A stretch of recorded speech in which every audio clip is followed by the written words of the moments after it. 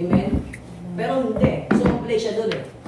Listen, kung babasahin natin ng Bible, ang kwento ni Terah, pinagkasya lang sa isang verse. Na which is verse 31 ng Genesis 11. Pero you know what? Ang kwento ni Abraham umabot hanggang the end of the Bible. Amen? At tinawag pa siyang the father of faith.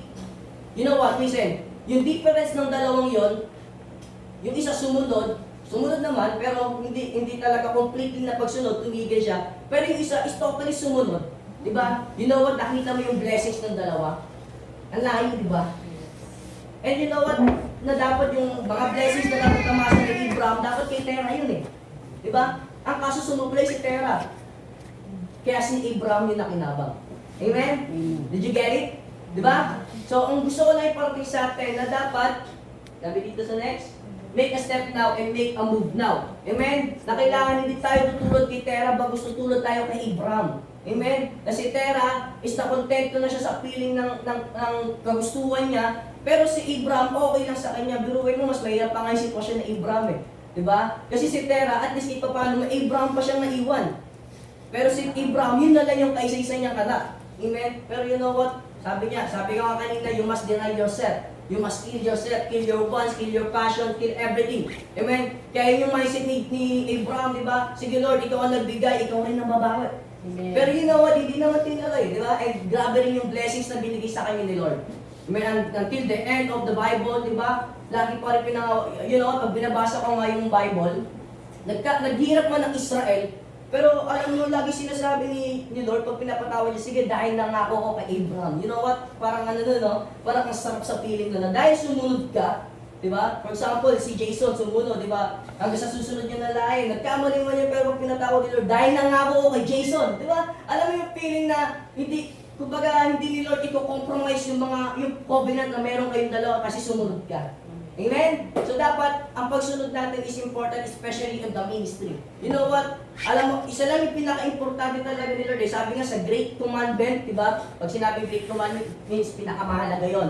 Di ba? For example, inutusan ka ng nanay mo, sabi, ito, ito, bilhin mo, ganito, ganyan. Huwag mong kakalimutan to, ha? Di ba? Pag sinabi gano'n, parang ini-emphasize, ibig sabihin, great yun. Kumbaga, kalimutan mo na lahat, huwag lang yun. Amen? So, alam mo, yung tinatawag ni Lord, the Great Commandments is to win souls and make disciples.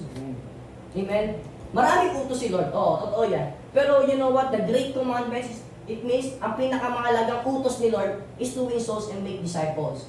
Amen? May naalala ko, sabi ng pastor na kahit gano'n ka kagaling tumugtog, nonsense yan kung di ka nagdadala ng souls. Amen? Kung gano'n ka kagaling magsalita, nonsense yan kung di ka nagdadala ng souls. Amen? Kung gano'n ka kagaling magwali sa simbahan, nonsense yan kung di ka nagdadala ng souls. Amen? And it is important for us na magdala tayo ng souls. Amen? Paisa-isa, padalawa-dalawa, okay lang, at least we bring souls. Amen? Sabi nga sa Bible, paano mo nagagawa magpahinga kung alam mo maraming papuntang impyerno? Amen? Sabi mo sa katabi mo, paano mo nagagawa magpahinga kung alam mo maraming papuntang impyerno? Amen? Di mo man lang nagawa magbawas kahit isa. Diba? Tapikin mo katabi mo, sabi mo, magbawas ka naman. Magbawas ka naman. Amen? Next ba to? Ayan, so sabi dito, don't be like Terah, be like Abraham. Amen? Sabi mo sa katabi mo, don't be like Terah, be like Abraham. Amen? Amen? You know what? Alam mo, pinaka-main point lang ng message ko na to is, it's not about who the best. Amen? It's all about who the first. Isa kasi ang mindset natin, Lord, di naman ako magaling. Lord, wala naman akong alam. Diba? You know what? Hindi naman si Lord nakatingin sa ganun eh. Diba? Nakatingin si Lord kung sinong unang hahakbang. Amen? Sabi nga, God did not call the qualified, He qualifies the called. Amen? Hindi siya tumatawag ng mga kwalipikadong tao. Yung na-qualify niya yung mga tinawag niya. Na kahit ikaw, wala kang pinag-aralan, wala kang kayamanan, hindi ka karapat-dapat, gagawin ka ni Lord karapat-dapat kasi tinawag ka niya. Amen? And you know what? Diba? It's not all about the best, it's all about the first. Amen? Ibig sabihin, ito, pinaka na to, challenge natin to. Kung sino unang magkakalait, ibig sabihin siya unang mamakbang. Amen? Sabihin mo, ako yun, Lord, ako yun, power. Amen? Diba? Kung sino unang magkakalait siya, it means siya yung unang mamakbang.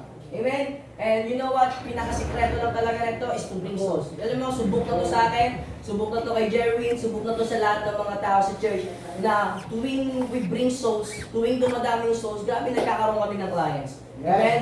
And that's the secret. Kung ano man ang ituro namin sa inyo, nonsense lang yan. Kasi ang pinaka-main point na talaga is to bring souls. Amen? Sabi nga kanina, God did not call the qualified, He qualifies the called. Na kahit ikaw hindi ka qualified for the online job, He will qualify you because He called you. Yes. Amen? Amen? Na kahit ikaw hindi ka qualified sa clients, magiging bulag na yon, di ba? Kasi hindi qualified the called eh. Di ba? Hindi lang para sa ministry at kundi sa lahat ng aspekto ng buhay. Sabi nga, our advantage to the other people is the favor of God. Amen? Amen. Basta mag-make step lang. Basta mag-make forward lang. Amen? Sabi mo sa katabi mo, bumakbang ka na. Ay, wala na pala ako. Ayan, so yan. Yun lang akin, si Daddy Bamel.